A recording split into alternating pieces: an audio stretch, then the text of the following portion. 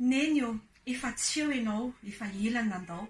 Izany tsy midika fa nifakafo isika, fa vao maika aza ny rehetra manodidina, mandrongatra ireo tsiahy izay misidina, mamory ireo fahiny sy ireo tsiary mamy.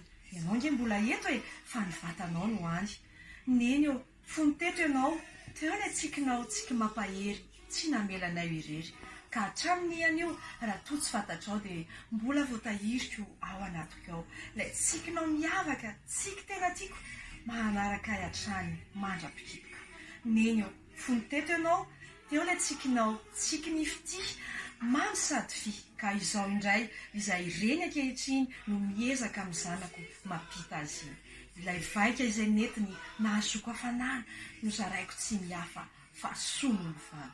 Neny eo, fony teto ianao, dia ilay tsikinao tsy totan'ny ela sisany tavela. Milahatra nefa sy ny lalan'ny tany, tsy namela antsika itoy ianao izany. Fa ny tsiaro indraindray ny taitra tsy azo ferana, mampatsiahy anay ilay tsikinao ny serany. Neny eo.